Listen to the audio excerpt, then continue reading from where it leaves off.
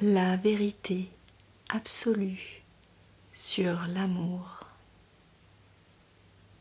Un texte de Cyril Ndongassou, enseignant spirituel.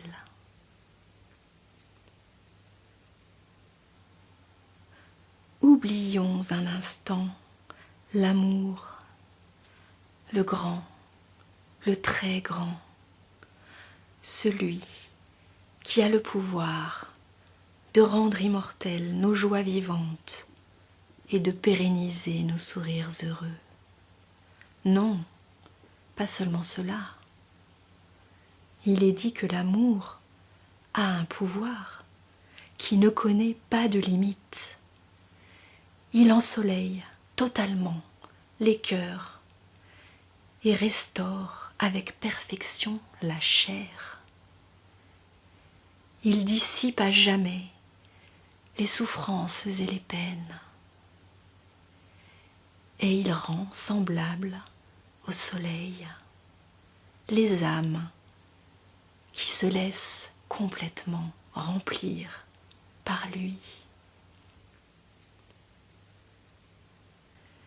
Si le corps peut nourrir l'espérance de devenir lumière et énergie, c'est en se laissant transfigurer par l'amour.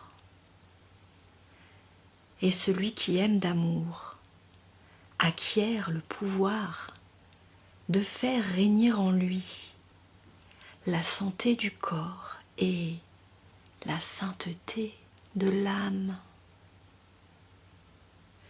Il devient comme un soleil ayant forme humaine, et le toucher de sa main saura donner la pleine guérison au corps malade et l'ivresse heureuse au cœur assoiffé. Ceux qui croient en cet amour l'attendent, comme la nature hivernante attend le soleil du printemps, et l'attendent encore comme la belle apprêtée attend le chevalier noble. Mais le soleil tarde encore, et le chevalier tarde lui aussi, encore et encore. Mais peut-être qu'il ne faut pas attendre l'amour, et il ne faut peut-être pas non plus se lancer à sa recherche. Si l'amour existe, il ne saurait être autre chose que la petite flamme qu'il faut allumer au centre de son être et qu'il faut nourrir encore et encore pour qu'elle devienne feu ardent, puis un jour feu solaire. Mais je ne dirais pas que cet amour dès lors est mal nommé, parce que ce qui est ainsi esquissé a davantage les traits de la volonté. Qui saura se libérer du grand enclos qui circonscrit la pensée de l'homme?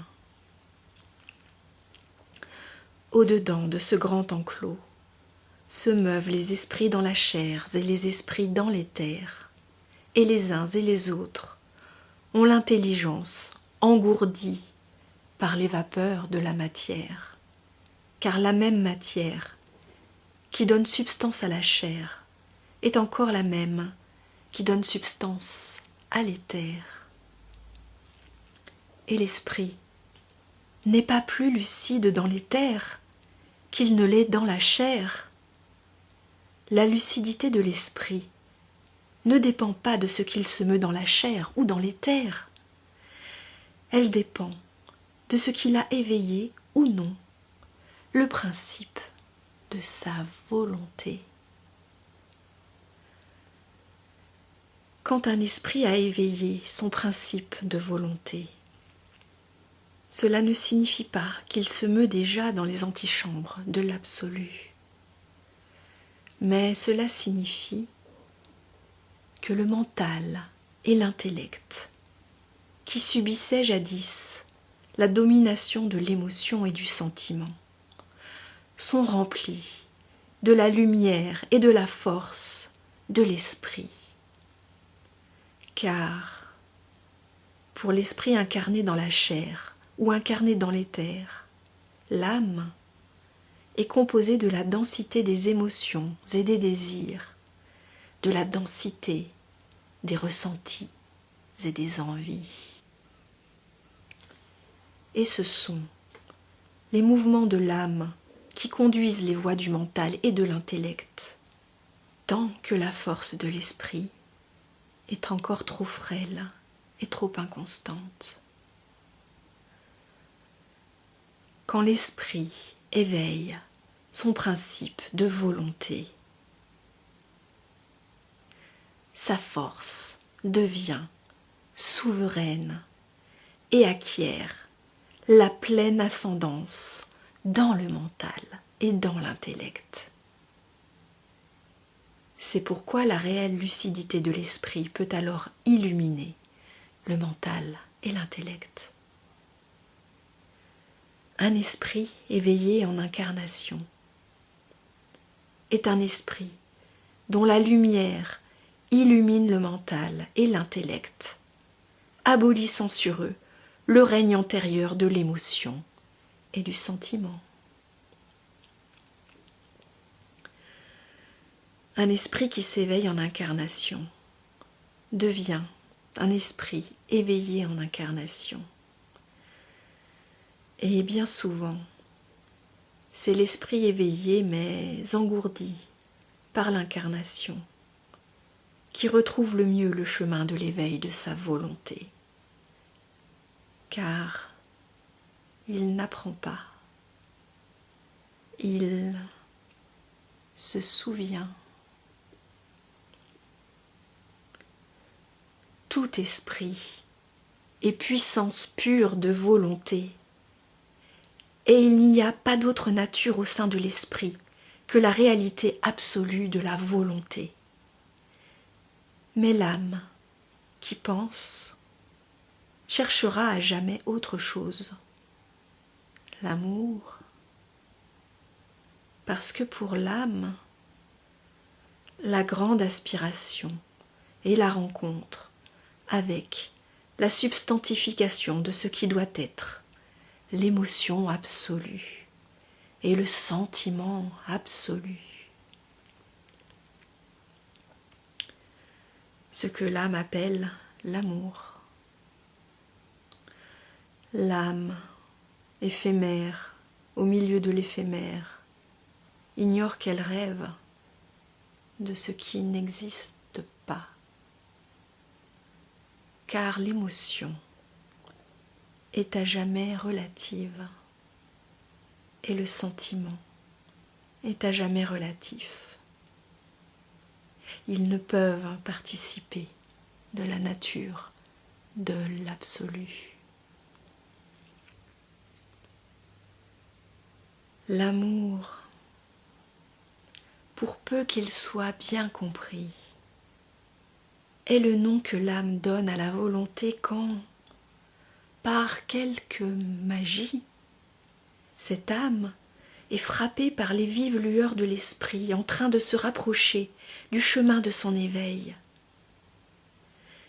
Mais tant que l'esprit ne se sera pas encore vraiment éveillé, l'âme imposera à l'entendement ses visions de l'amour, et il s'agira toujours d'extensions merveilleuses de l'émotion et du sentiment. Mais voici qu'un esprit éveillé vous parle.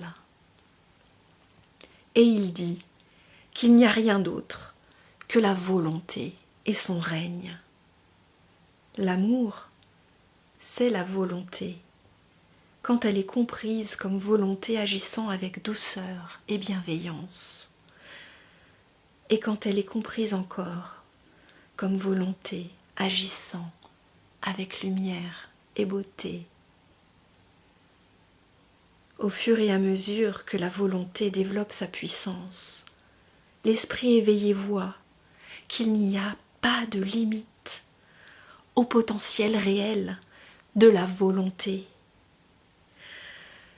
C'est la volonté devenue transcendantale qui a le pouvoir de pétrir de l'argile, d'en faire une statue représentant tout ce que l'intelligence se figurera, puis d'insuffler la force de vie à cette statue, afin qu'elle devienne une créature vivante.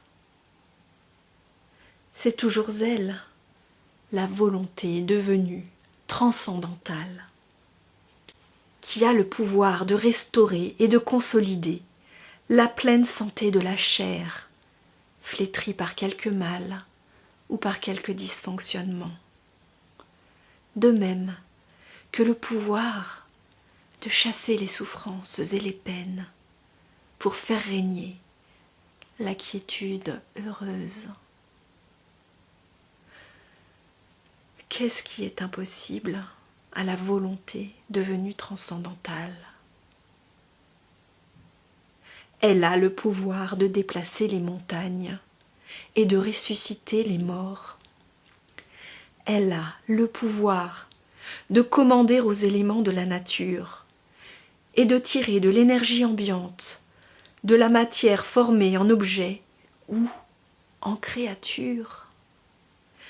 Elle a le pouvoir de soulever les vibrations du corps et de le transporter dans d'autres dimensions. L'amour, c'est la volonté dans sa capacité de douceur et de bienveillance, dans sa capacité de lumière et de beauté. C'est la volonté telle qu'elle est souhaitée par l'âme